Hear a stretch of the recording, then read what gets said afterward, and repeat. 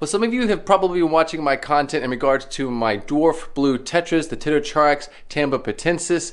If you have not seen that, I have a whole series. I'll put a card up for that above. So I've had my group of these blue tetras here in quarantine, up here in the quarantine room for about 3.5 months now, almost 4 months or so. And they're actually really doing good. And I've started to set up some breeding tanks, which I want to share with you guys today. I want to share with you some of the breeding tank setups that have been working really well for me. I want to show you just what has happened just in a few weeks. So in the last month or so, I've been working on a few different breeding tank setups for these blue tetras. The first one was here in the living room. I put it right there on that middle rack. And there's a lot of tint in there because of the tannins, because of all the leaves that I have in there. You can see the group of fish in there. There's about 7 of them, 8 I believe actually altogether, 8 of the blue tetras. And they are really always really excited. This is a horrible shot of them. Well, about 3 weeks ago, I started seeing fry up here at the surface. And there is a few fry hanging out there up at the surface. I might be able to catch them on camera.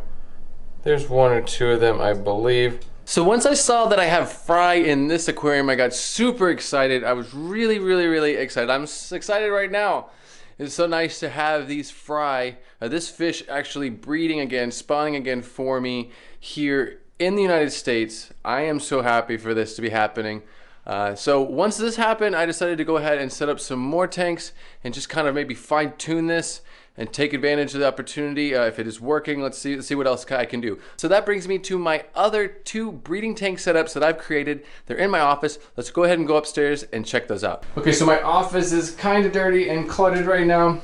I have this new rack in here. I haven't really shared it with anybody at all. I put up this rack the other day. I couldn't help myself. I did it actually 3 weeks ago, to be honest. These 2 tanks are pretty much identically set up. It's a really interesting setup that I did. Very simple. They're 10-gallon aquariums. I've only filled them up about 4 or 5 gallons originally. And I added a bunch of botanicals. We have banana leaves, almond leaves, some alder cones and things like that here at the bottom. We give it a little bit of tannins and also make a home for different infusoria and stuff. For the fry, we have floating duckweed here, and then if I can get down, we have hornwort in this tank, and I also have some alodia over here in this tank, some pondweed, and soon enough you'll be able to see some fry in here in just a second. I've always kind of added a little rock about 1/3 of the way up to the front in all of these blue tetra breeding tank setups, and I don't know if it has a real purpose, but I've been doing that. I've also kind of created a little bit of a clearing, a dark clearing here in the front. This one's a little bit more defined, but this little opening here in the front underneath the clearing above is kind of an arena for the fish. So in these 2 tanks, I went ahead and decided to just put a pair in each one. This tank here actually had a little bit more of a mature pair. The female was a little bit more mature than the female over here. But just these tanks just have 2 fish in them. And you'll see them in the back courting with each other, playing around. The male is the more oval shaped, the larger of the 2. In most other tetras, the female is larger than the male. But in this species here, the male is definitely a little bit larger. The female has a little bit more of a chest, but a thinner tail. But they're definitely courting with each other, and they're doing their thing there in the back. Now, like I said, this female is a little bit younger, but you'll see it there in the front. It's kind of blurry, but in the front of the tank, if I can zoom in and focus, you'll see there's a fry right there in the front of the tank. Look at that fry swimming around. And they don't eat them. That's what's so awesome about this fish, is it's a colony breeding fish. They will lay the eggs, and they do not eat the eggs. They're not eating the fry. This tank is my pride and joy right now. This male and female were a lot more mature when I started this out, when I paired them off. So they got to it a lot sooner. The female is really large. That's the female there in the top right. She has a large chest under there. if you look at her down, straight down from the front, and she's very wide. That's where her eggs are. That she doesn't, most people assume that the larger fish would be the female because she's bearing a bunch of eggs. But they're very comfortable with each other. This fish is a schooling fish. They're not the kind of fish that's supposed to necessarily court, but they definitely have some very elaborate courting behaviors, which I have observed, and I wanted to see if it would work. I created this arena-like space, and when I stay back away from the tanks, the females tend to utilize this space. They'll use this like arena here. They're very attracted to it. They get really excited. Let me go ahead and take a little closer look up along the water up here, and we can see all the fry up at the surface. There's probably 100+ fry in this tank right now. I set this tank up a while ago, but I paired off this male and female in this tank 3 weeks ago. So this is literally 3 weeks, not even completely 3 weeks.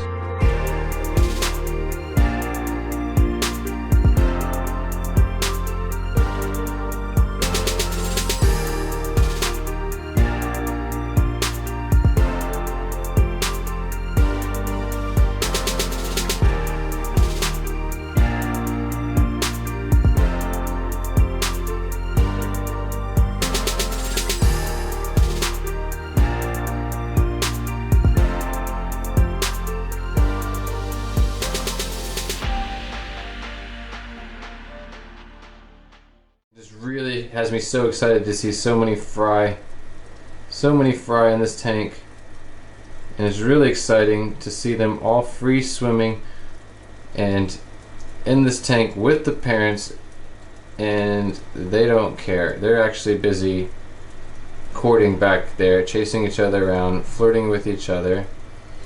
This species actually internally inseminates, so the female gets inseminated by the male, and then when she's comfortable, every once in a while, she'll go around and she'll scatter eggs. They're sticky eggs. She's put them on the glass before. I've seen, actually with my own eyes, seen them put them on the glass. I have a video on that. It's a whole video. I'll put a link and a card above for that. I watched the whole process. The eggs take about 24 hours to hatch. I do know that the floating plants are very fundamental. These fish love to scatter their eggs on the underside of floating plants and the leaves of aquatic plants. So that's definitely very fundamental in the tank setup. But these botanicals are really helpful as well. A lot of the infusoria that gets kicked up, that starts growing and developing and colonizing the tank, by having those botanicals becomes very, very, very important for a lot of these fry that can't even eat baby brine shrimp for about 2 weeks. These blue tetras are definitely interesting. They're not like many other tetras. So don't expect this to work with just any old tetra. This is an inseminating tetra that is probably one of the only tetras to colony breed. Some people might argue that this is not truly a tetra, but that is to be argued in the future. So the next big thing for me to do with these blue tetras is, for one, set up a larger grow out tank for all of the fry so that they can develop properly and do extra water changes and focus on feeding for the fry alone. Obviously, I want to get these fish out into the hobby. I look forward to seeing this beautiful little blue tetra in the hobby, in aquariums. It's a perfect, very realistic sized fish. So look forward to me trying to get those out to you guys. I look forward to putting those maybe up on Aquabid or on my own website eventually when that is actually live. But I do want to thank all of you so much for watching. I really do appreciate it. I appreciate all the support I get from all of my friends that I've created here in the community, all of you that support me here on the platform, my moderators, my members, all of my Patreons. Thank you so very much for everything. It does mean the world to me. I do want to say thank you to Ocean Truth for the Hikari First Bites. I'm using those right now to keep all of these baby blue tetras alive. So thank you so much for that. And just thank you to all of you. And remember guys, keep your tanks clean, your fish fed, and have fun.